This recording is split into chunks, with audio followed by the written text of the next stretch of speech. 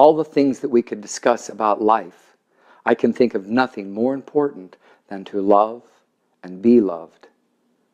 And that experience of love takes on a whole new level when we begin to have children. Now, a pinnacle time that I can remember was when my daughter Lindsay was 6 and her little brother Joshua was 3. And he adored his big sister Linny. Now, if you gave a cookie to Joshua, he insisted on a second for his sister Linny. Anything that Joshua benefited from, he always insisted upon provisions for Lindsay as well. He was very loving as a 3-year-old, and it was a very loving time for the whole family. And then, without any warning, Joshua was gone. And that tremendous source of love instantly became a tremendous source of pain. I eventually attached my sadness to a George Strait song called "The Cowboy Rides Away." And every time the song would play, I would turn on my sorrow like a faucet and drench myself in the sadness. One day, inspiration gave me a glimpse at myself in the future, and I could see me engaged in the same behavioral cycle. And I could clearly see that the longer I stayed in this behavioral pattern, the more difficult it was going to be to break free. So I began looking for another way, abandoning all of the social mores. It's amazing how we gravitate to statements like, no parent should have to bury their child, anything that supports us in feeling sorry for ourselves. It was so hard to stay out of self-pity, since every emotional memory of Joshua now was a trigger for pain. It helped to think about other people who had it a lot worse than I did. Job of the Bible was a good focus. But this was mostly intellectual thought that didn't change the way I felt. And so some days were a struggle that felt like a week. Some hours were a struggle that felt like a day. I realized that I just wanted to be at peace. But I also wanted the big picture of why life unfolds as it does. And does everything that happens to us have purpose and meaning? Many months later, I added fasting to the mix to increase my focus and in my earnestness to find answers.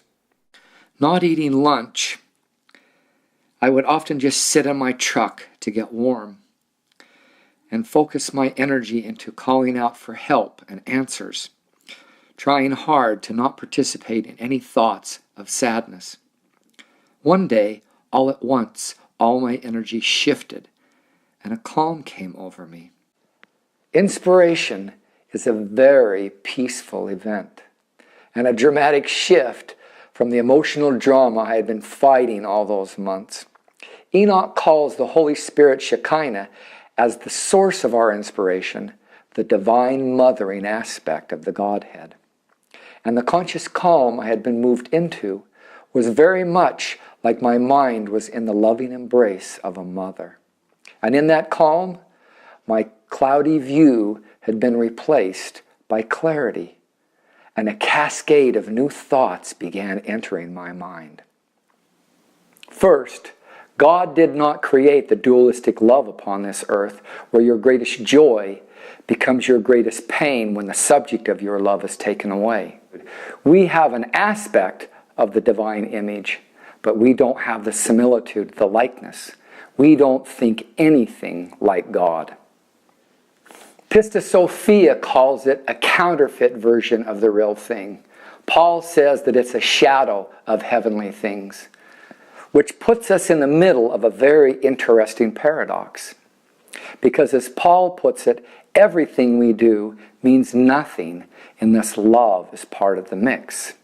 So with the only love available to us, a counterfeit version, what are we supposed to do? Well, Paul gives us the answer to the paradox in the 13th chapter of Corinthians. And in simple terms, it's stay out of the selfish side of this dualistic love. You can love, but you can't want or seek anything in return. It has to always be about those around you and nothing about the I, nothing about the self. In brutal honesty, my pain was built on a foundation of selfishness. It was all about me.